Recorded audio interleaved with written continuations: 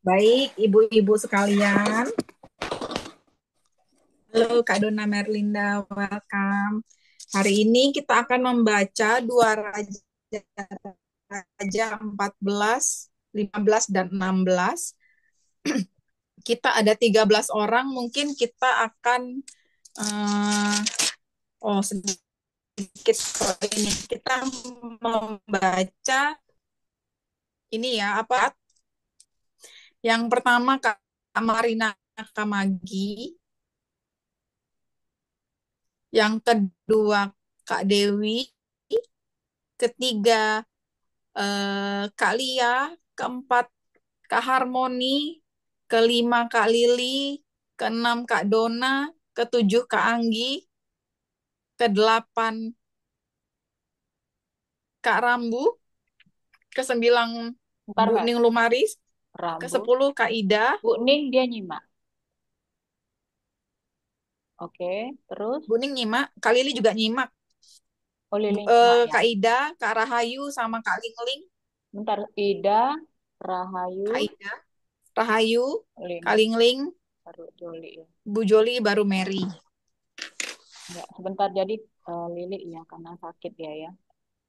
Oke, di itu gimana? Di chat urutannya. Silahkan Kak Marina baca dua Raja-Raja 14 ayat 1 sampai 3. Berapa ayat, Mer? Tiga Tiga ya? ya, Tiga kayaknya ya. Tiga ayat. tiga. Sedikit. Tiga ayat. Intinya Raja Yehuda. Ayat 1. Dalam tahun kedua zaman Yoas bin Yoahas, Raja Israel Amazia, anak Yoas Raja Yehuda menjadi raja. Ia berumur 25 tahun, ia menjadi raja, dan 29 tahun lamanya ia memerintah di Yerusalem. Nama ibunya ialah Yoadan dari Yerusalem. Ia melakukan apa yang benar di bapa leluhurnya. Ia berbuat tepat seperti yang diperbuat Yoas ayah. Amin.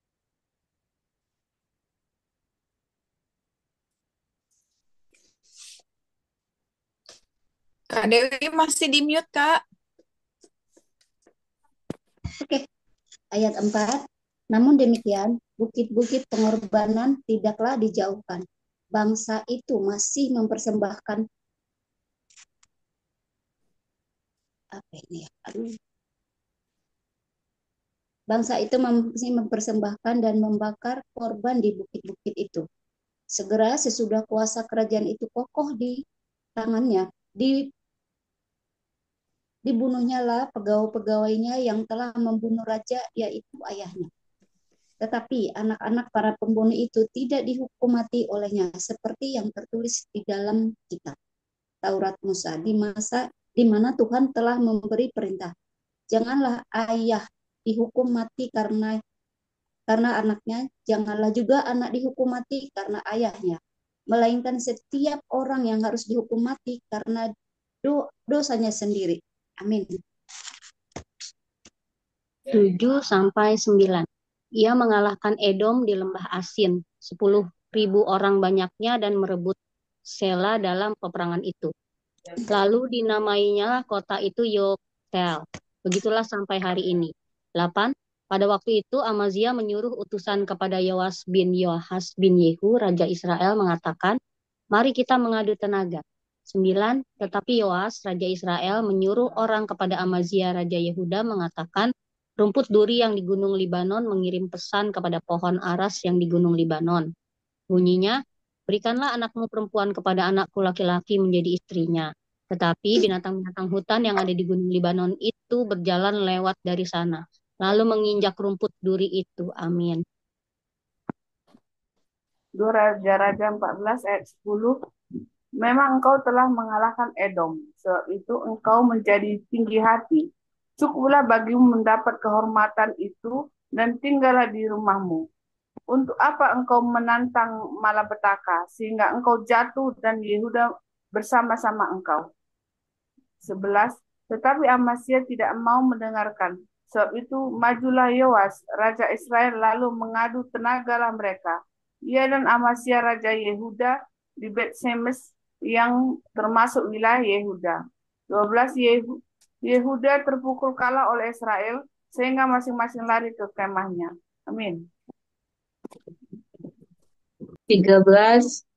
Yoas Raja Israel menangkap Amazia Raja Yehuda, anak Yoas bin Ahazia di Bet-Semes. Lalu Yoas masuk ke Yerusalem dan membongkar tembok Yerusalem dari pintu gerbang Efraim sampai ke pintu gerbang sudut 400 hasta panjangnya. 14. Sesudah itu ia mengambil segala emas dan perak dan segala perkakas yang terdapat dalam rumah Tuhan dan dalam perbendaharan istana raja juga orang-orang sandera. Kemudian pulanglah ia ke Samaria. 15. Selebihnya dari riwayat Yoas, apa yang dilakukannya dan kepahlawanannya dan bagaimana ia berperang melawan Amazia, Raja Yehuda itu, bukankah semuanya itu tertulis dalam kitab sejarah Raja-Raja Israel?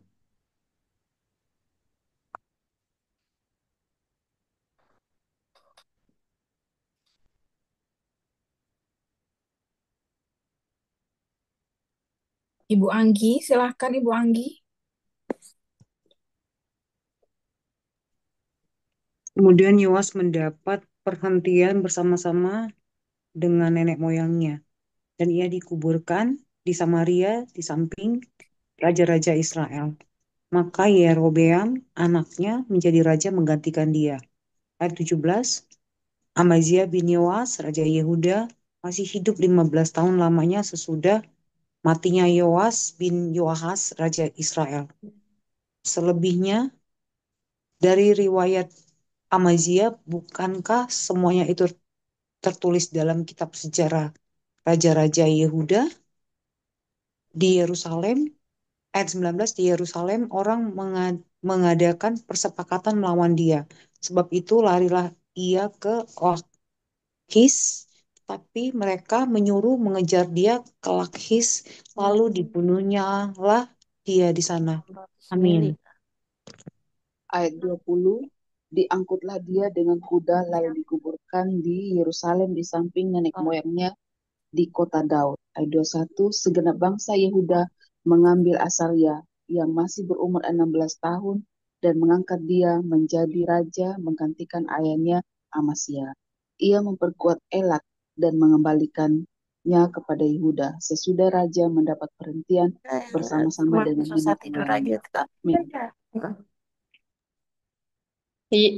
Yerobeam bin Yoas Raja Israel. 23. Dalam tahun ke-15 zaman Amazia bin Yoas Raja Yehuda, Yerobeam anak Yoas Raja Israel menjadi raja di Samaria yang memerintah 41 tahun lamanya. 24. Ia melakukan apa yang jahat di mata Tuhan. Ia tidak menjauh dari segala dosa Yerobeam bin Nebat yang mengakibatkan orang Israel berdosa pula. 25. Ia mengembalikan daerah Israel dari jalan masuk ke Hemat sampai ke Laut Araba, sesuai dengan firman Tuhan Allah Israel yang telah diucapkannya dengan perantaraan hambanya, Nabi Yunus bin Amitai dari Gad-Hefer. Amin. Ayat 26, sebab Tuhan telah melihat betapa pahitnya kesengsaraan orang Israel itu.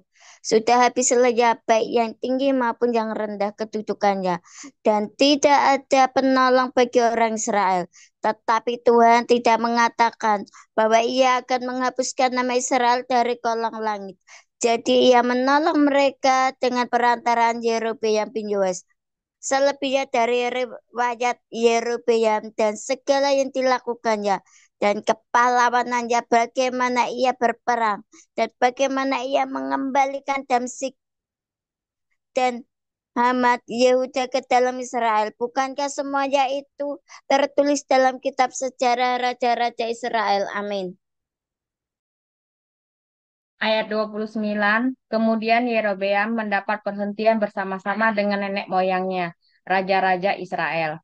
Maka Zakaria anaknya menjadi raja menggantikan dia. 2 Raja-Raja 15. Azaria Raja Yehuda. Ayat 1, dalam tahun ke-27 zaman Yerobeam Raja Israel, Azaria anak Amazia Raja Yehuda menjadi raja. 2. Dia berumur 16 tahun pada waktu ia menjadi raja dan 52 tahun lamanya ia memerintah di Yerusalem. Nama ibunya ialah Kholiyah dari Yerusalem. Amin. 3. Ia melakukan apa yang benar di mata Tuhan, tepat seperti yang dilakukan Amazia ayahnya. 4. Namun demikian, bukit-bukit pengorbanan tidaklah dijauhkan. Bangsa itu telah mempersembahkan dan membakar korban di bukit-bukit itu. 5. Maka Tuhan menimpakan tulah kepada raja sehingga ia sakit kusta sampai hari kematiannya dan tinggal dalam sebuah rumah pengasingan. Dan Yotam anak raja mengepalai istana dan menjalankan pemerintahan atas rakyat negeri itu. Amin.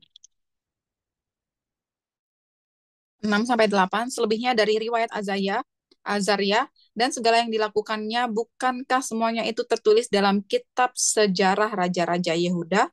Kemudian Azaria mendapat perhentian bersama-sama dengan nenek moyangnya, dan ia dikubur di samping nenek moyangnya di kota Daud. Maka Yotam anaknya menjadi raja menggantikan dia. Zakaria, Raja Israel. Dalam tahun ke-38 zaman Azaria, Raja Yehuda, Zakaria anak Yerobeam menjadi raja atas Israel di Samaria. Ia memerintah 6 bulan lamanya. Amin. Ayat 9. Ia melakukan apa yang jahat di mata Tuhan seperti yang telah dilakukan oleh nenek moyangnya. Ia tidak menjauh dari dosa-dosa Yerobeam bin Nebat yang mengakibatkan orang dosa pula. Salun bin Yabes mengikat perjanjian persepakatan melawan dia, membunuh dia di Ibleam, kemudian menjadi raja menggantikan dia. Selebihnya dari riwayat Zakaria, sesungguhnya semuanya itu tertulis dalam kitab sejarah raja-raja Israel. Amin. Ayat 12. Bukankah begini firman Tuhan yang diucapkannya kepada Yehu? Anak-anakmu sampai kepada keturunan yang keempat akan duduk di atas tahta Israel. Dan terjadilah demikian. Salum Raja Israel. 13. Salum bin Yabes menjadi raja dari tahun yang ke-39 zaman Uzia Raja Yehuda. Ia memerintah sebulan lamanya di Samaria. 14. Sesudah itu majulah Menahem bin Gadi dari Tirza, lalu sampai ke Samaria. Ia membunuh Salum bin Yabes di Samaria, kemudian menjadi raja menggantikan dia. Amin. Bu Dewi ya, baru Bu Harmoni. Ya, ayat 15. Selebihnya dari riwayat Salum dan persepakatan yang diadakannya, sesungguhnya semuanya itu tertulis dalam kitab sejarah raja-raja Israel. Pada waktu itu dengan mulai dari Tirza, Menahem memusnahkan Tirsa dan semua orang yang ada di dalamnya serta daerahnya, sebab orang tidak membuka pintu kota baginya. Maka dimusnahkannya lah kota itu dan dibelahnya semua perempuannya yang mengandung. Amin. Ayat 17. Menahem Raja Israel. Dalam tahun ke-39 zaman Azaria Raja Yehuda, Menahem bin Gadi menjadi raja atas Israel. Ia memerintah 10 tahun lamanya di Samaria. Amin. 18. Ia melakukan apa yang jahat di mata Tuhan. Sepanjang umurnya, ia tidak menjauh dari dosa-dosa Yerobeam bin Nebat yang mengakibatkan orang Israel berdosa pula. 19. Pul Raja Asyur datang menyerang negeri itu. Lalu Manahem memberi 1000 talenta perak kepada Pul, supaya dibantunya dia mengokohkan kerajaan itu di tangannya. 20. Manahem mengeluarkan uang itu atas beban Israel dan atas beban semua orang yang kaya raya untuk diberikan kepada Raja Asyur. 50 sikal perak dari setiap orang. Lalu pulanglah Raja Asyur dan ia tidak tinggal di sana di negeri itu. Amin. 21. Selebihnya dari riwayat Menahem dan segala yang dilakukannya, bukankah semuanya itu tertulis dalam kitab sejarah raja-raja Israel? 22. Kemudian Menahem mendapat perhentian bersama-sama dengan nenek moyangnya, maka Pekaya anaknya menjadi raja menggantikan dia. Pekaya Raja Israel. 23. Dalam tahun ke-50 zaman Azaria Raja Yehuda, Pekaya anak Menahem menjadi raja atas Israel di Samaria. Ia memerintah 2 tahun lamanya. Amin.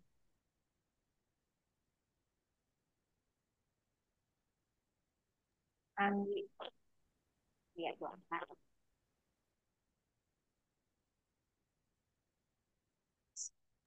Bu Anggi Silalahi di unmute ayat 24. Ia melakukan apa yang jahat di mata Tuhan. Ia tidak menjauh dari dosa-dosa Yerobeam bin Nebat yang mengakibatkan orang Israel berdosa pula. 25. Lalu perwiranya yakni Pekah bin Remalia mengadakan persepakatan melawan dia dan membunuh dia di Samaria, di Puri, istana raja. Beserta dia ada Argob dan Arye serta 50 orang dari Bani Gilead. Dibunuhnyalah Pekaya, kemudian menjadi raja menggantikan dia. 26. Selebihnya dari riwayat Pekaya dan segala yang dilakukannya, sesungguhnya semua itu tertulis dalam kitab sejarah raja-raja Israel. Amin. Ayat 27, dalam tahun ke-52 Zaman Asaria, Raja Yehuda, Pekah bin Remalia menjadi raja atas orang Israel di Samaria. Ia memerintah 20 tahun lamanya. Ayat 28, ia melakukan apa yang jahat di mata Tuhan. Ia tidak menjauh dari dosa-dosa Yerobeam bin Nebat yang mengakibatkan orang Israel berdosa pula. Dalam zaman Pekah, Raja Israel datanglah Tiglat Pileser, Raja Asyur. Direbutnya lah Ion, Abel, Bermaka, Yanoah, Kades, dan Hasor, Gilead dan Galilea, seluruh tanah Naftali. Lalu diangkatnya lah penduduknya ke Asyur, ke dalam pembuangan. Ayat 30, Hosea bin Elah mengadakan persepakatan melawan Pekan bin Remalia. Dibunuhnya lah dia, kemudian dia menjadi raja menggantikannya dalam tahun ke-20 zaman Yotam bin Usia. 31, selebihnya dari riwayat Pekah dan segala yang dilakukannya, sesungguhnya semuanya itu tertulis dalam kitab sejarah raja-raja Israel. Yotam Raja Yehuda. 32, dalam tahun kedua zaman Pekah bin Remalia Raja Israel, Yotam anak Uzia Raja Yehuda menjadi raja. Amin. Ayat 33. Ia berumur 25 tahun pada waktu ia menjadi raja dan 16 tahun lamanya. Ia memerintah di Yerusalem. Nama ibunya ialah Yerusa, anak Sadok. Ia melakukan apa yang benar di mata Tuhan, tepat seperti yang dilakukan Usia ayahnya. 35. Namun demikian bukit-bukit pengorbanan tidaklah dijauhkan. Bangsa itu masih mempersembahkan dan membakar korban di bukit-bukit itu. Ia mendirikan pintu gerbang tinggi di rumah Tuhan. Amin. Ayat 36, selebihnya dari riwayat Yotam, apa yang dilakukannya? Bukankah semuanya itu tertulis dalam kitab sejarah Raja-Raja Yehuda? 37, mulai zaman itu Tuhan menyuruh Rezin, Raja Aram, dan Pekah bin Remaliah menyerang Yehuda. 38, kemudian Yotam mendapat perhentian bersama-sama dengan nenek moyangnya, dan ia dikuburkan di samping nenek moyangnya di kota Daud, bapak leluhurnya. Maka Ahaz anaknya menjadi raja menggantikan dia. Amin. Pasal 16. Ahaz Raja Yehuda. Dalam tahun ke-17 zaman Pekan bin Remalia, Ahaz anak Yotam Raja Yehuda menjadi raja. Ayat 2, Ahaz berumur 20 tahun pada waktu ia menjadi raja dan 16 tahun lamanya ia memerintah di Yerusalem. Ia tidak melakukan apa yang benar di mata Tuhan, Allahnya seperti Daud bapa leluhurnya. Ayat 3, tetapi ia hidup menurut kelakuan raja-raja Israel. Bahkan dia mempersembahkan anaknya sebagai korban dalam api, sesuai dengan perbuatan keji bangsa-bangsa yang telah dihalau Tuhan dari depan orang Israel. Amin. Ayat 14, ia mempersembahkan dan mengorbankan korban di bukit-bukit pengorbanan dan di atas tempat-tempat yang tinggi dan di bawah setiap pohon yang rimbun.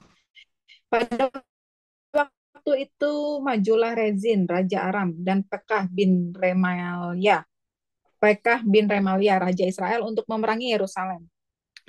Dan mereka mengepung Ahaz, tetapi mereka tidak dapat mengalahkan dia.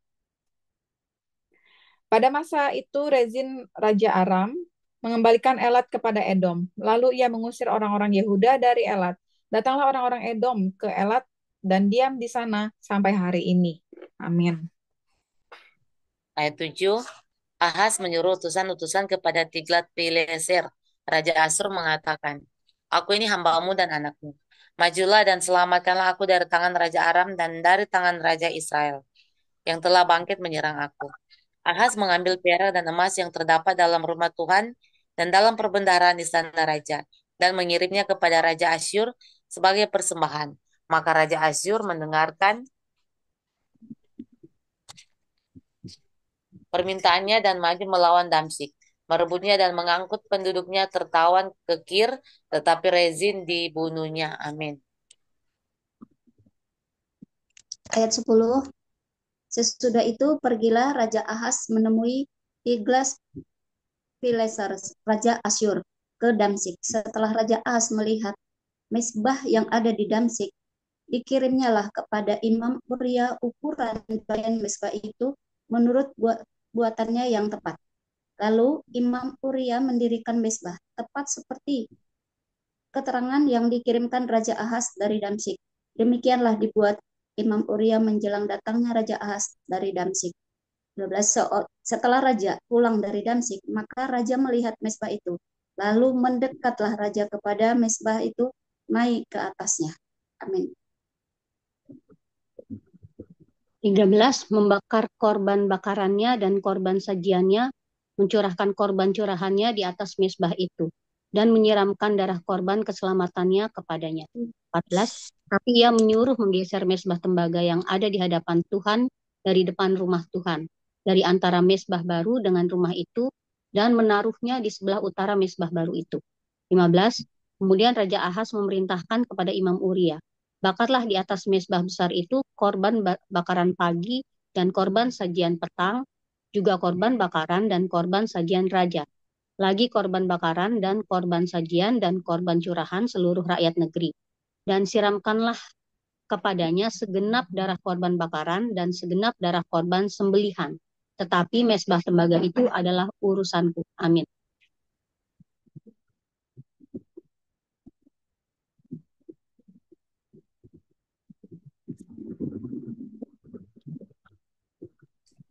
Bu Harmoni. Silakan berikutnya, Bu Harmoni. Oke. 16. Lalu Imam Uria melakukan tepat seperti yang diperintahkan Raja Ahaz. 17. Sesudah itu Raja Ahaz memotong papan penutup kereta penopang dan menyingkirkan bejana pembasuhan dari atasnya. Juga laut itu diturunkannya dari atas lembu tembaga yang mendukungnya dan ditaruhnya di atas alas batu. 18. Selanjutnya demi Raja Asyur disingkirkannya dari rumah Tuhan serambi tertutup untuk hari Sabat yang telah didirikan pada rumah Tuhan. Juga pintu masuk untuk raja yang di sebelah luar. Amin. 19. Selebihnya dari riwayat Ahaz dan apa yang dilakukannya, bukankah semuanya itu tertulis dalam kitab sejarah Raja-Raja Yehuda? Kemudian Ahaz mendapat perhentian bersama-sama dengan nenek moyangnya, dan ia dikuburkan di samping nenek moyangnya di kota Daud. Maka Hizkia, anaknya, menjadi raja menggantikan dia. Amin.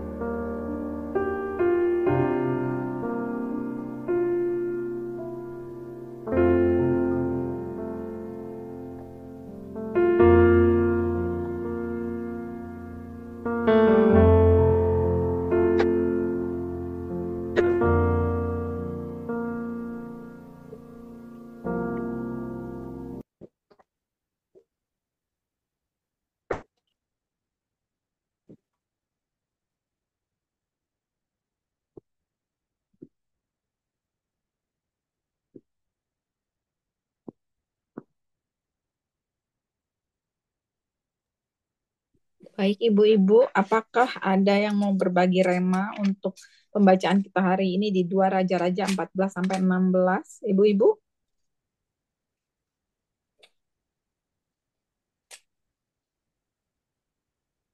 Ya, saya Mary. silakan Bu Joli. Ya, saya di Dua Raja-Raja 14 ya, mengenai mengenai Raja Amazia. Ya, jadi di ayat 2 dulu ya, di ayat 2 kemudian 7. Ya, oke. Dia berumur 25 tahun pada waktu ia menjadi raja dan 29 tahun lamanya ia memerintah di Yerusalem.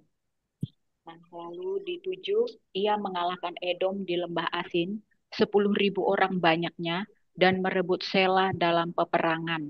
Lalu saya sambung ke 10, memang engkau telah mengalahkan Edom, sebab itu engkau telah menjadi tinggi hati.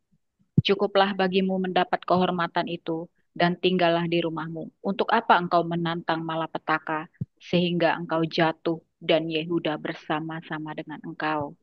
Di sini saya mau mengatakan mengenai Amazia ya. Jadi Amazia ini dalam usia yang relatif muda ya sudah bisa memerintah selama 29 tahun dan dia berhasil menaklukkan 10.000 orang Edom ya. Dan itu membuat dia menjadi bangga dan merasa seolah-olah bahwa keberuntungan itu ada bersama dengan dia. Ya, jadi memang memang adalah hal yang wajar ya kalau kita bangga akan satu keberhasilan. Tetapi, nah ini dia. Kadang-kadang kita merasa bahwa wah aku beruntung. Kadang-kadang juga dengan kebanggaan yang eh, kita pikir itu adalah usaha kita sendiri itu menimbulkan satu kejatuhan, kesombongan yang kemudian akhirnya membuat satu kejatuhan gitu ya. Nah, di sini kan di 10 itu engkau menjadi tinggi hati. Nah, itu kesombongan akibat seseorang merasa bangga atas keberhasilannya. Ya, jadi dia ada mengadu kan di mana tadi saya baca sebentar ya. Oh, ini di 8. Pada waktu itu Amazia menyuruh utusan kepada Yoas dan mengatakan, "Mari kita mengadu tenaga." Seperti itu ya. Jadi mengandalkan kekuatan diri sendiri ya. Dan pada akhirnya terjadilah kekalahan Amazia ya. Ini membuat jadi yang saya lihat runtutan pembacaan kita ketika seseorang itu mengalami satu kesombongan di dalam dirinya itu sebenarnya ya Rahayu itu adalah sebenarnya adalah awal daripada kehancuran gitu ya. Nah, jadi saya mau bilang bahwa eh, kehidupan yang apa namanya yang kita terima dari Tuhan itu sebenarnya adalah sebuah perjalanan ya yang harus kita tempuh bersama Tuhan. Ketika kita berhasil, nah ini yang harus hati-hati. Bukan berarti kemudian kita harus menyombongkan diri dan mengatakan itu karena itu adalah hasil usahaku gitu ya. Tetapi kita harus ingat bahwa keberhasilan kita itu sebenarnya adalah karena perjalanan kita yang kita raih memang ketika bersama Allah, bersama Tuhan. Ya, keberhasilan yang kita raih bersama dengan Tuhan. Ini saya mau ngasih tahu anak saya Helsa itu kan kemarin tes ya. Saya mencoba mengajarkan mengenai iman kepada anak saya. Jadi ketika sebelum tes eh, kami berdoa bersama, kemudian saya minta dia berdoa. Kemudian setelah itu menjelang pengumuman saya hanya bilang sama dia begini, kalau kakak berhasil masuk itu karena memang Tuhan mengizinkan kakak masuk. Seperti itu saya menekankan kepada dia. Jadi bukan disertai tentunya dengan usaha dia gitu ya, usahanya bahwa dia belajar, terus dia ya pokoknya intinya dia belajar lah gitu. Tetapi yang paling penting adalah karena ada Tuhan yang menyertai kakak ketika kakak mengerjakan soal itu. Dan termasuk juga ketika wawancara interview kepribadian gitu ya. Saya minta dia tenang, harus berdoa minta ketenangan pada Tuhan dan dia lakukan itu. Nah, ketika ternyata dia masuk, yang pertama-tama saya katakan pada dia, kakak harus bersyukur karena kakak bisa masuk itu karena ada Roh Kudus yang kuat yang memang membantu kakak ketika kakak mengerjakan soal. Nah, saya menekankan itu kepada anak saya bahwa dia berhasil itu pertama-tama dia harus mengingat bahwa keberhasilan itu karena Tuhan, ya. Yang kedua baru karena usahanya. Seperti itu, karena dia usaha dan belajar. Jadi saya menekankan kepada anak saya itu mengenai iman, ya. Jadi bahwa keberhasilan yang dia peroleh sesungguhnya itu karena ada bimbingan Tuhan, karena ada bimbingan Roh Kudus yang membuat dia bisa masuk. Nah, seperti itu ya. Jadi ketika kita beriman kepada Kristus, jadi bukan berarti kita dapat menjadi lengah ya terhadap godaan-godaan yang kemudian menarik kita jauh dari Kristus. Ini banyak terjadi ya ketika kita ini semua orang beriman. Ketika iman kita sudah dibawa naik oleh Tuhan, itu kerap kali ada godaan-godaan sama halnya seperti si Amazia ini. Pertama kan sudah dikatakan bahwa sebenarnya di ayat 3 ia melakukan apa yang benar di mata Tuhan. Nah, tetapi kemudian seiring dengan waktu karena dia sudah mengalahkan di ayat 7 10.000 orang banyaknya dan di situ dia mulai kesombongannya muncul. Di situ mulai dia mengandalkan dirinya sendiri. Nah, seperti itu. Jadi dia dia sudah lupa bahwa sebenarnya keberhasilan demi keberhasilan dia lakukan itu sebenarnya karena ada penyertaan Tuhan di dalam dirinya. Nah, jadi kekuatan iman kita itu hanya dapat kita alami sebenarnya ketika kita mengandalkan Kristus di dalam hidup kita. Ya, jadi saya mau mengatakan bahwa jangan sampai kita jatuh ya. Kita sudah membaca sampai 2 raja-raja dan banyak kejatuhan-kejatuhan daripada raja-raja pilihan Tuhan ini. Orang yang awalnya mengandalkan Tuhan, orang yang awalnya berserah kepada Tuhan, kemudian jatuh.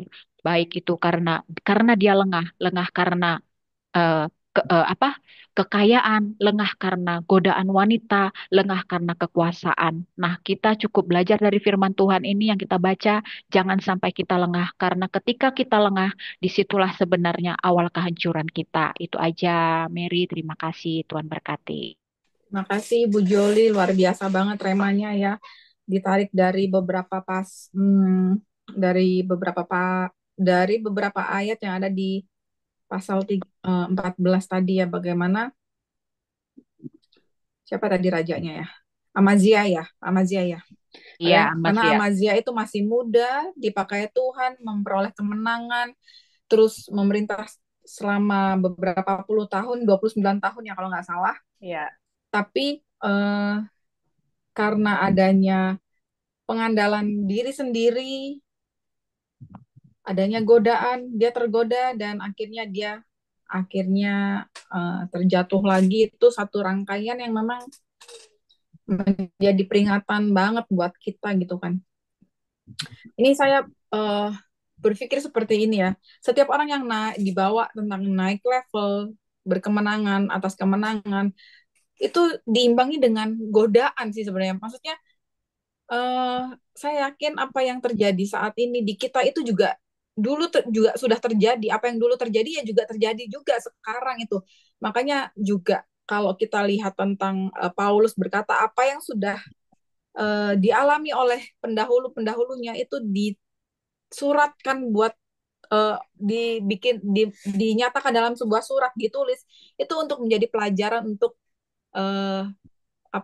untuk generasi berikutnya kayak gitu. Paulus pernah bilang gitu, biar kita itu belajar karena ini juga saya berpikir kayak gini gitu. Ini relate dengan yang terjadi sama saya. Yang terjadi sama saya waktu kan kemarin beberapa hari kemarin tuh ulang tahun gitu ya. Itu berdoa bicara tentang naik level. Wih, haleluya kayak gitu kan. Naik level, diangkat, angkat terus gitu kan. Di bawah tinggi, di bawah naik kayak gitu, bukan turun. Tapi saya kok merenung. Saya aminkan itu, maksudnya nggak mungkin saya tolak kan, karena itu satu hal yang buat saya haleluya banget gitu kan. Terlebih dalam pelayanan diangkat gitu. Tapi saya berpikir kayak gitu, semua mendoakan diangkat. Tapi ada nggak yang doain aku biar aku kuat gitu kan? Karena nggak ada naik level tanpa pencobaan tuh nggak ada. Bukan pencobaannya, maksudnya ya tanpa tanpa dicoba itu kayak nggak ada gitu loh. Jadi kayak kalau kita main game itu, setiap main game apalagi kalau levelnya udah naik itu cobaannya itu akan lebih berat kayak gitu. Itu antara kita memang bisa melewati cobaan itu atau akhirnya kita menyerah kayak gitu loh. Kalau kita sebagai manusia kan kita bukan game ya, kita ini manusia gitu yang disertai sama Tuhan. Kita berjalan dalam perjalanan iman kita masing-masing gitu. Kalau kita nggak kuat kayak raja-raja yang ada di Alkitab ini, baik Samuel, sorry, bukan Samuel, baik Saul dulu, terus Amazia dan raja-raja yang diawali dengan baik dan diakhiri dengan buruk itu, saya tuh tadi berpikir mereka tuh ditopang doang gak sih sama orang-orang di sebelah-sebelahnya gitu. Mereka itu ya kan mereka manusia biasa juga kayak kita gitu. Kadang-kadang kan kita lemah juga. Kadang kalau lemah ini pikiran ini udah wah kacau balau. Ada saatnya kita mikir, ya udahlah berhenti aja deh, udah terserah aja. Jelek-jelek sekalian deh gitu. Tapi kan kalau misalnya kita memang walaupun kita udah tahu kebenaran firman Tuhan, walaupun kita udah tahu sebenarnya jalan keluarnya tuh A, B, C, D, E gitu. Tapi ketika dia ada dalam keadaan lemah, titik terendah kayak gitu, kadang pikiran dan pengetahuan itu juga nggak bekerja dalam hidup kita. Yang bekerja itu kadang-kadang ya daging kita itu juga gitu. Jadi apa ini pelajaran berharga. Maksudnya Alkitab ini menjadi pelajaran berharga kita gitu. Yang bikin saya bertahan itu yang bikin saya bertahan itu apa? Kisah-kisah raja yang dari kemarin kita baca itu. Saul yang jatuh dan dia tidak mau kembali kepada Tuhan. Di akhir hidupnya naas kayak gitu. Amazia juga kayak gitu. Tapi ketika kita orang yang memang mau belajar dari pengalaman orang, ketika kita tahu kita lagi jatuh, kita lagi dalam titik terlemah kita, kita berusaha untuk bangkit lagi dalam Tuhan kayak gitu. Biar apa? Biar hasil endingnya tuh kita nggak naas kayak gitu, tapi hasil endingnya kita memang masih dalam posisi kemenangan bersama Kristus kayak gitu. Itu sih. Terima kasih banyak Ibu Joli. Ada lagi kah yang lain? Bu Harmoni mau memberikan remanya, silakan. Saya cuman sedikit menyambung dari Bu Joli sama Bu Mary itu dari pengalaman pribadi. Ketika kita diberkati Tuhan, dilepaskan dari segala cengkraman setan, di saat kita merasa hype lah atau happy atau apa, tetap harus ada, kata Bu Joli itu, kerendahan hati bahwa segala sesuatunya itu karena berkat Tuhan. Karena iblis itu selalu nggak mau diem gitu loh. Betul. Selalu mau menyerang. Itu pengalaman berapa hari terakhir ini anak saya memang udah lepas, udah senang, udah happy, semua udah bisa di ininya gitu. Tetapi kemungkinan dia lupa bersyukur bahwa semua itu karena berkat Tuhan buat dia. Jadi tadi udah ini lagi saya ingatkan, kamu harus lebih bersyukur. Bersyukur nanti kamu ditambahkan Tuhan lagi berkatnya. Seperti orang kusta yang 10 orang itu. 9 orang pergi, memang dia udah sembuh. Tapi 1 orang mengucap syukur, jadi dia pulih total hidupnya. Tangannya yang tadinya putus jadi sempurna. Saya bilang ke anak saya, oh iya ya Ma, oh iya saya harus semangat lagi ya Ma mengampuni orang walaupun segitu jahat. Iya, nanti kamu ditambahkan Tuhan lagi berkatnya. Oke, kamu udah lepas sekarang, udah senang, udah bisa semua. Kami bersyukur, Nak. Nanti kamu dikasih lagi hadiah sama Tuhan. Kalau kamu ucap syukur dan tidak balas dendam. Itu aja sih pengalaman pribadi yang bisa saya sampaikan. Bu Mary, Bu, Ibu semua. Makasih. Iya, terima kasih banyak Kak Harmoni. Setan itu nggak mau kita hidupnya mulus-mulus saja. Apalagi ketika sudah naik level, apalagi percaya sama Tuhan, mana mau dia diam-diam aja. Dia pasti kayak, kalau saya tuh, kalau doa itu, kadang-kadang doanya tuh, ketika doa perang tuh kayak gini. Setan, aku tahu, kamu tuh kayak berusaha mengkambing hitamkan Tuhan gitu. Seolah-olah Tuhan tuh nggak ngasih berkat buat saya. Tapi aku tahu kamu yang menghalangi berkat atau kasih itu. Biar kita nyalah-nyalahin Tuhan kayak gitu. Tuhan kok nggak ada berkat? Padahal enggak. Tuhan itu udah ngasih berkat banyak. Dihalang-halangi sama setan seolah-olah kok Tuhan nggak ngasih berkat. Padahal setan yang nutupin, menghalangi kayak gitu. Aku tahu setan, kamu kerjaannya tuh, aku tahu siasat kamu, aku tahu siasat-siasat kamu tuh biar kita nyala-nyalahin Tuhan. Tapi aku kasih tahu kamu setan, Tuhan itu udah ngasih berkat dari awal sama aku. Itu pasti kerjaanmu. Saya cuma bilang kayak gitu kadang-kadang. Setan tuh emang dasar. Ya silahkan. Apa yang lain ada nggak? Terima kasih banyak Bu Harmoni.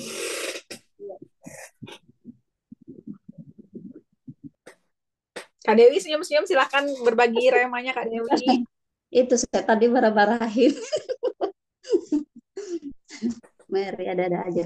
Ini sih kalau rentetan ya setelah ada Raja Salomo, rentetan raja-raja yang berkuasa itu memang tepat seperti janji Tuhan di Raja 1, Raja-Raja 9 itu. Kalau Raja Salomo hidup benar di mata Tuhan, kerajaannya akan terus sampai ke anak cucunya.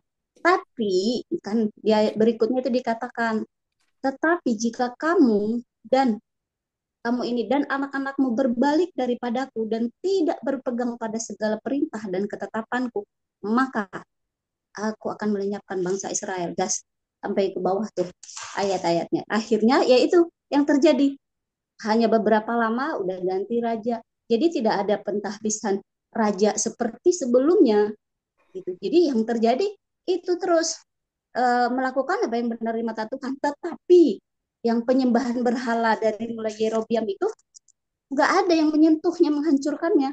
Makanya jadi seperti itu terus. Akhirnya raja itu nggak ada yang benar hidupnya. Apalagi kita lihat di yang berapa tadi itu, yang 15, Raja 15 yang Menahem itu, waktu Salom menjadi raja itu kan cuma 1 bulan karena dibunuh oleh Menahem. Nah dia pun akhirnya menjadi raja, tapi itu jadi karena memang udah dasar motivasinya menjadi raja udah nggak benar, ya udah ini seperti itu terus turun temurun. Nah itu makanya nanti jadi sampai ke raja ke kitab sampai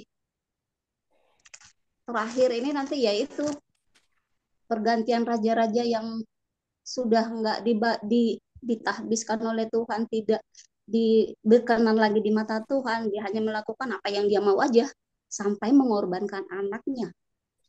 Dia bunuh, dia persembahkan itu ke Baal itu, ke dewa-dewa itu. Nah itu kan mengerikan banget, padahal sebelum-sebelumnya kan nggak ada raja yang seperti itu.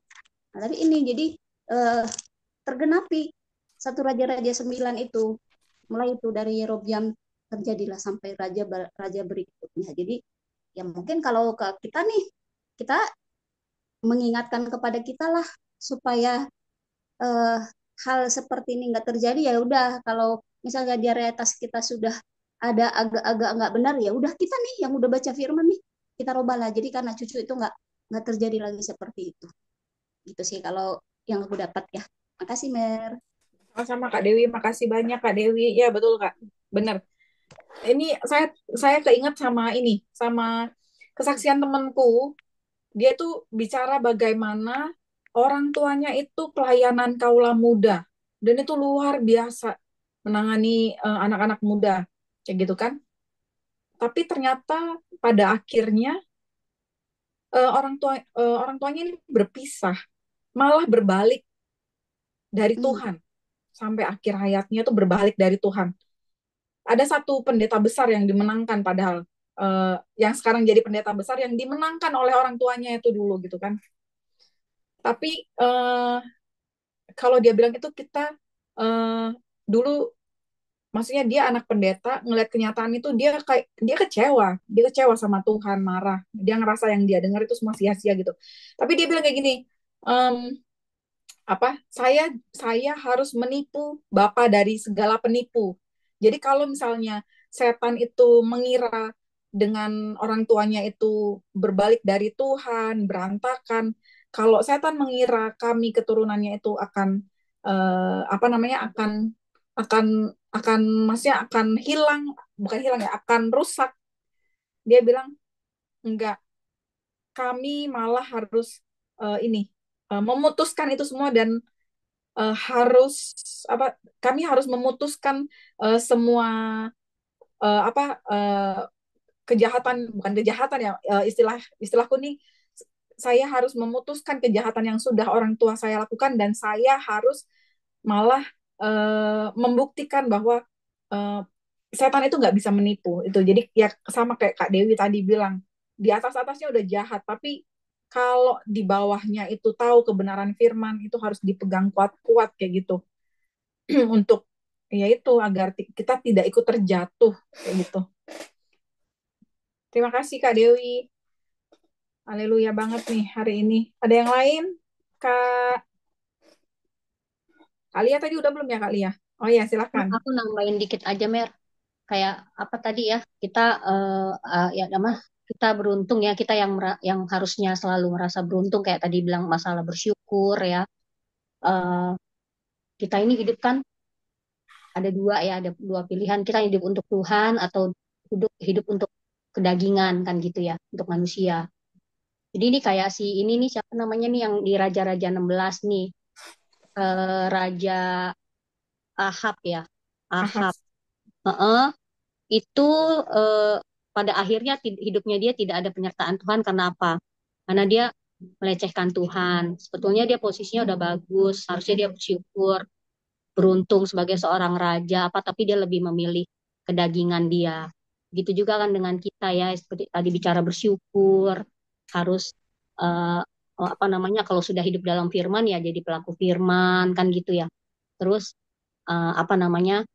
Ya itulah pokoknya hidup dalam baik dua pilihan itu. Tapi kita kebanyakan yang sudah diberi berkat, sudah diberi eh, otoritas atau sudah diberi eh, yang katanya sudah berjalan apa namanya banyak jalan menuju dia menuju kebaikan, tapi tidak murni seperti itu. Kebanyakan kan kayak gitu ya. Jadi tetap masih banyak godaan. Dan disitulah kita harus nyadarin bahwa bahwa tetap kita harus saling mengingatkan nih kita hidup nih kita bersama bersama keluarga bersama teman kita harus terus saling mengingatkan misalnya ada teman kita yang mulai melenceng atau eh, sepertinya eh, hidup dalam firman Tuhan gitu ya tapi padahal kita tahu nih dia enggak gitu loh dia tidak sepenuhnya jangan segan-segan kita untuk saling mengingatkan karena di situ kan kita dibilang kan lagi-lagi ada kaitannya dengan kemarin aku semakin hari semakin berpikir gitu ya yang masalah Pak apa masukan dari Pak Daniel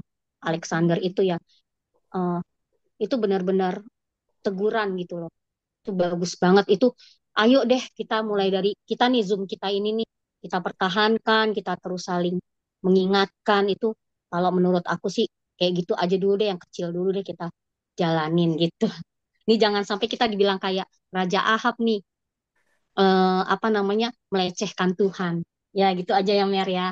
Iya, betul. Terima kasih banyak Kak. Terima kasih banyak Kak Lia. Nah, kalau kita udah mulai menegur ini ya, agak susah-susah gampang ya. Karena definisi menegur tuh kadang-kadang orang yang nggak siap untuk ditegur dibilang menghakimi. Padahal itu sebenarnya orang nggak siap untuk ditegur. Itu dia harusnya kita harus menerima aja namanya teguran kan Iya. kita harus selalu lihat dari sisi positif jangan ditegur tuh merasa dilecehkan atau dihakimin atau apa berarti dia masih kedagingan gitu ya. Karena ini juga apakah namanya ada juga ini yang agak-agak saya tuh kemarin ngelihat di ini ya di sosial media gitu bagaimana seorang pemuka agama bicara tentang mereka tuh menomorsatukan kasih tapi itu jatuhnya pemakluman atas dosa kayak gitu loh. Nah, ini yang kadang-kadang ya ininya bilang kayak gini. Ya kan kita harus kasih, kita menomorsatukan kasih, kita bagaimana kita menerima orang apa adanya itu kan kasih. Tapi sebenarnya kalau memang bicara tentang kasih ya itu kasih itu bagaimana ketika kita melihat orang yang salah dan orang itu kita kasihi, ya kita tarik dia kalau memang harus narik ya narik gitu kan. Ya namanya narik ya sakit ya gimana gitu kalau kita cuman hai sini aku mengasihimu tapi kita nggak tarik ya kita cuman hanya sekedar hai sini doang tapi kalau emang orang udah mengasihi udah tahu dia hampir jatuh ke jurang ya kita tarik lah pasti sini gimana sih kamu nah kayak gitu Kak Lia terima kasih banyak Kak Lia Sama-sama Mer. Ada yang lain Kak Dona?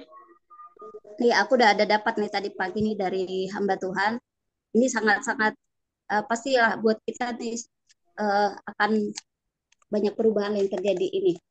Aku catat tadi pagi. Benar-benar ini wah benar juga nih gitu. Untuk melihat, untuk kita bisa melihat keajaiban Tuhan, bagaimana Tuhan membela kita, kita harus siap diuji menghadapi persoalan. Gitu. Jadi ya kalau kita tidak tidak pernah merasa dibela Tuhan, ya gimana kita mau siap menghadapi masalah. Jadi kalau kita memang udah dikasih pembelaan Tuhan, dikasih kita diberi keajaiban, tapi untuk kita menerima keajaiban itu harus siap menghadapi persoalan. Dan aku merasa aku udah mendapat itu, walaupun belum belum belum masih belum pemenang yang seutuhnya, tapi aku udah merasa aku udah menang dalam satu hal, aku udah menang gitu. Jadi ini rema yang sangat bagus ini juga tadi pagi saya dapat. Makasih, Mer. Yes. Hampir jatuh. Ya, terima kasih Kak Dewi.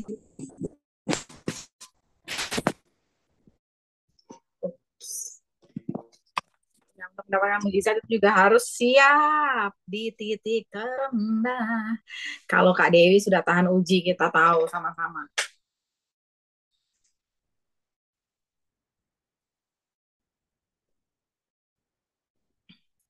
Ayo ibu-ibu ada yang nih. Aduh, ini puji Tuhan banget, ini remanya luar biasa ya.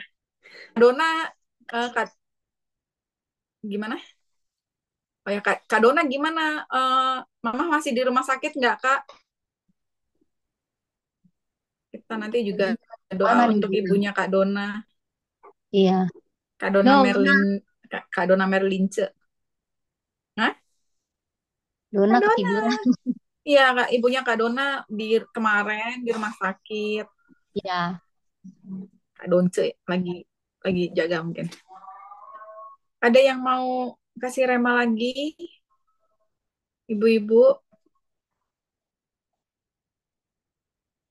Kalau nggak ada, kita doa. Gimana? Ini jam berapa sih ini? Jam 1. Iya, Mer. Kita doa. Apa nih?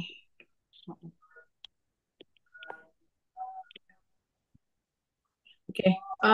Ini Bu, apakah Bu Lili masih ada dan Bu Anggi masih ada?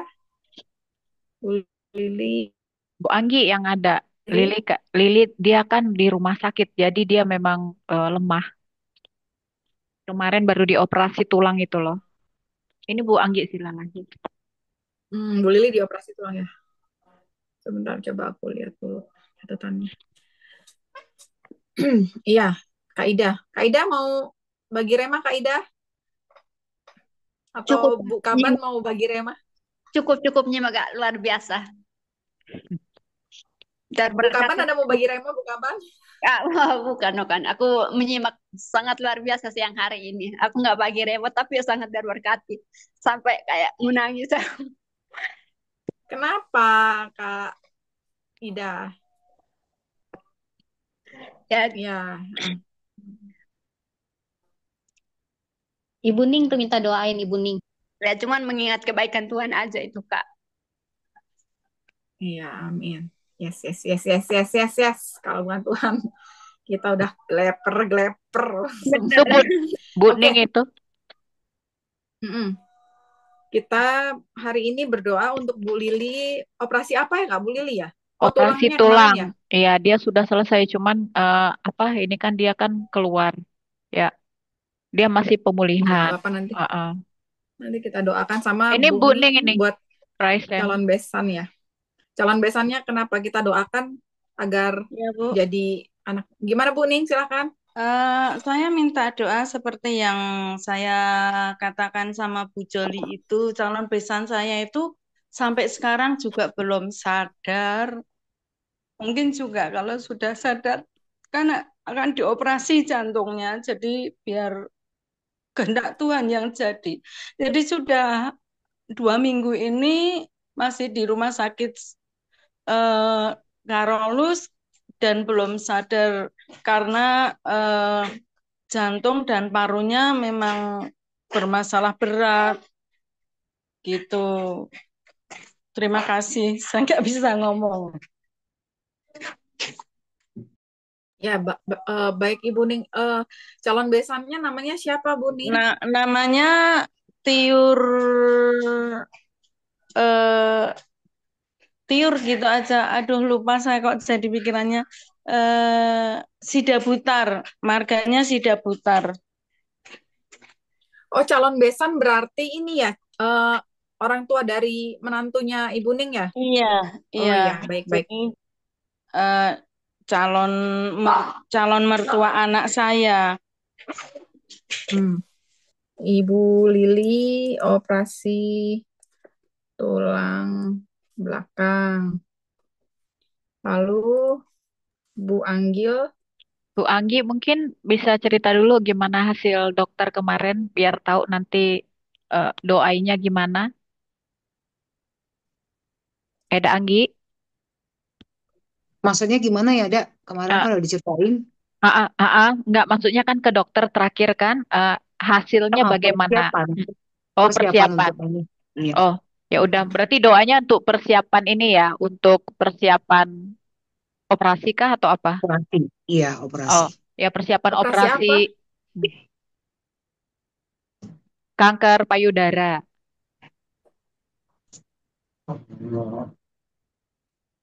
Aku kamer nitip Iya, apa Kak Don? biar hasil CT scan-nya bagus. Tadi dipanggil-panggil tidak muncul, Oh, ngana. aku tadi habis doain orang. Oh ya, oke. Apa hasil apa Ya, Kak? udah tadi ini sebelah kamar kesempatan. Hasilnya apa Kak? Gimana? Doanya apa? Titip doa apa?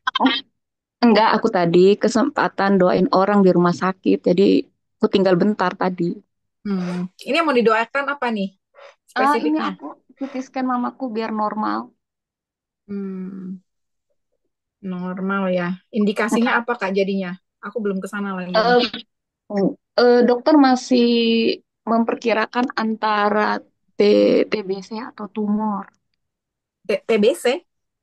TBC atau tumor. Oke, ya, sip. Aku juga dong, satu lagi.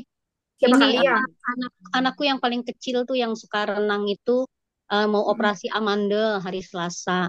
Jadi kemarin sudah ininya yang prosedurnya udah dijalanin, tinggal pelaksanaan operasi hari Selasa. Namanya Mudah-mudahan siapa Kak? namanya PP. Siapa? PP. PP? Iya. Pipi? PP. PEPE. Iya, PP. Lucu banget. PP. Oke. Baik. Thank you. Ibu-ibu, kakak-kakak semua, mari kita sama-sama berdoa, menyatukan hati, kita sama-sama berdoa ya buat kita semua yang ada di sini dan teman-teman kita yang tadi kita list, ada Ibu Lili, Ibu Anggi, ada Ibu Tiur, calon besan dari Ibu Ning. Ada juga Ibu dari Kak Dona, dan juga anak dari Jeng Liana Baban. Jeng kali ya. Kita sama-sama topang doa ya. Yuk, mari kita sama-sama berdoa. Allah Bapa yang berada di kerajaan surga, Tuhan kami Yesus Kristus, Bapa yang penuh dengan kasih, Bapa yang penuh dengan kemurahan, Bapa yang penuh dengan kelimpahan, Bapa yang penuh dengan perhatian kepada kami anak-anaknya. Tak henti-hentinya kami terus berseru kepadamu Tuhan, pandanglah kami ya Bapa, karena kami adalah anak-Mu Tuhan. Kami adalah anak-Mu ya Bapa. Seperti anak Tuhan, kami betul-betul menggantungkan kehidupan kami ke dalam tangan-Mu ya Bapa. Tangan penyertaan Tuhan sempurna atas kami. Ketika anak sakit, anak akan berseru kepada bapaknya, yaitu Engkau ya Bapa. Begitu juga kami ya Bapa. Ketika mengalami sakit ya Tuhan, ada Ibu Tiur Sidabutar, ada Ibu Lili, ada Ibu Anggi, ada mamah dari Kak Dona, ada anak dari Kak Lia yaitu Pepe. Bapa, kami mewakili iman mereka ya Tuhan. Kami meminta kepadamu penyertaan Tuhan. Kami meminta kepadamu kasih-Mu ya Bapa. Kami meminta kepadamu Engkau secara nyata Tuhan dalam kehidupan kami, terlebih pada kehidupan Ibu Tiur, Ibu Lili, Ibu Anggi, ibunya dari Kak Dona, Ibu anak dari Kak Lia. Engkau hadir ya, montir Tuhan, seperti sebuah brand barang-barang elektronik. Ketika mereka menciptakan Tuhan, mereka sudah ada suku cadang yang baik. Ketika ada yang rusak pada satu barang elektronik, maka penciptanya memiliki eh, spare part baru yang siap untuk menggantikan. Seperti itu juga Tuhan, kami meminta kepadamu ya Bapa. Biarlah sakit penyakit itu dengan kuasa dan otoritas yang berasal dari Engkau, Tuhan. Kami meminta dan kami memerintahkan, iman kami memerintahkan kepada segala sakit penyakit yang kami sebutkan tadi. Semua pergi dalam nama Tuhan Yesus Kristus. Yang sakit kami perkatakan, Tuhan yang memberikan suku cadang terbaik dari surga untuk menggantikan. Yang sudah menjalani operasi, biarlah itu bisa mengalami speed recovery untuk ibu dari Kak Dona. Biarlah hasil CT scan-nya kami perkatakan normal dalam nama Tuhan Yesus Kristus. Semua indikasi penyakit baik TBC, tumor atau apapun tidak ada, dan semua hancur patah dalam nama Tuhan Yesus Kristus. Iman kami mengatakan sembuh dalam nama Tuhan Yesus Kristus. Begitu juga untuk anaknya Kak Liana, babannya itu PP, yang akan menjalani operasi. Kami tahu Tuhan, jika ada hal-hal yang tidak baik, itu berhubungan dengan organ-organ di tubuh kami. Biarlah Tuhan, kalau memang harus operasi, semua berjalan dengan baik, semua berjalan dengan lancar. Tapi kalau boleh Tuhan, operasi itu ditiadakan ya Bapak, tapi boleh sembuh sempurna. Secara sempurna Tuhan berikan kepada PP ya Bapak. Begitu juga Ibu Anggi yang sedang dalam persiapan operasi kanker payudara. Bapak di surga, kami berdoa dan mengirimkan berkat yang berasal dari Engkau kepada Ibu Anggi. Kami perintahkan semua sakit penyakit yang berhubungan dengan kanker, semua hancur patah dalam nama Tuhan Yesus Kristus. Tidak ada penyakit yang mampu melemahkan tubuh Ibu Anggi. Tidak ada penyakit yang mampu melemahkan Ibu Anggi. Sepanjang Ibu Anggi menyerahkan seluruhnya ke dalam tangan Tuhan. Ibu Anggi memegang kebenaran firman Tuhan, karena kita tahu kebenaran, kenyataan harus tunduk pada kebenaran. Sepanjang semua Ibu Anggi serahkan kepada Tuhan, biarlah tangan penyertaan Tuhan yang memutarbalikkan semua kenyataan itu menjadi sebuah kebenaran sesuai dengan firman Tuhan. Begitu juga Ibu Lili yang sudah melaksanakan operasi tulang belakang. Bapak, biarlah kesembuhan sempurna Tuhan berikan kepada Ibu Lili. Tulang belakangnya Tuhan, Engkau yang menjamah ya Bapak. Sehingga bekas operasi itu bisa kembali baik, kembali sempurna adanya ya Bapak. Bekas operasi itu bisa speed recovery yang luar biasa, mengalami percepatan dalam Tuhan. Begitu juga untuk calon besan dari Ibu Ning Lumaris, yaitu Ibu Tiur Sidabutar, yang sudah 2 minggu ini di Santo Karolus rumah sakit ya Bapak, karena komplikasi antara jantung dan paru-paru. Bapak, seperti yang kami minta tadi padamu Tuhan, Engkau adalah pencipta kami. Setiap pencipta memiliki suku cadang terbaik. Kami meminta kepadamu Tuhan, kemurahan hati Tuhan, Engkau yang memberikan suku cadang terbaik ya Bapak untuk Ibu Tiur. Jika jantungnya sakit, Engkau yang memberikan jantung baru untuk Ibu Tiur. Jika paru-parunya sakit, Engkau yang memberikan paru-paru baru untuk Ibu Tiur ya Bapak. Seperti yang kami minta padamu Tuhan, kemurahan-Mu Tuhan turun atas Ibu Tiur. Kami perkatakan jiwa, raga, roh dari Ibu Tiur kembali dan membuat sadar Ibu Tiur dalam nama Tuhan Yesus Kristus. Ibu Tiur kembali sadar, kembali sehat, kembali sempurna. Tuhan, biarlah melalui semua yang dia lewati ya Bapak.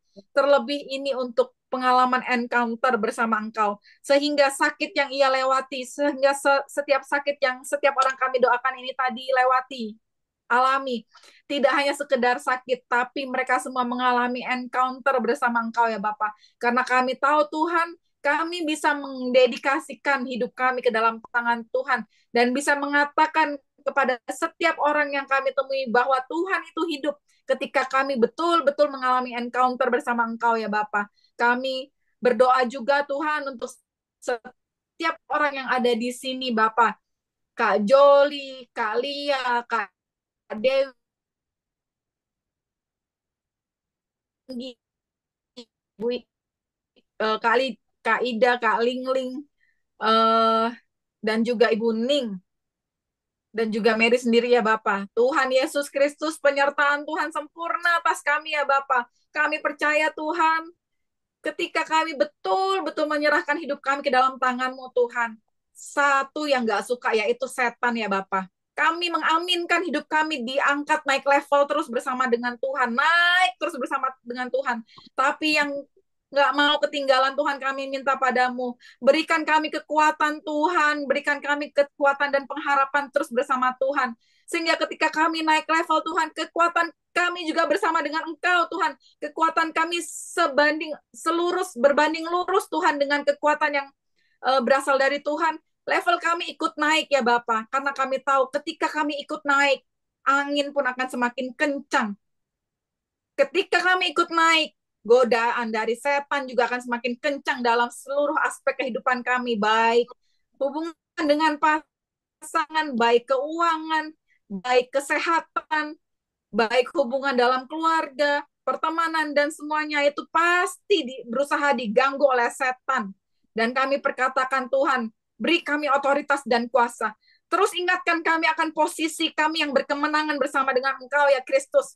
Sehingga ketika ada godaan yang sengaja dihembuskan oleh setan, yang ketika ada benih-benih perpecahan, benih-benih kejahatan yang sengaja ditebarkan oleh kuasa kegelapan, dengan berani kami bisa berkatakan, hai setan, semua benih-benih yang engkau tabur, disapu bersih oleh darah Yesus Kristus, karena kami tahu posisi kami berkemenangan bersama Kristus.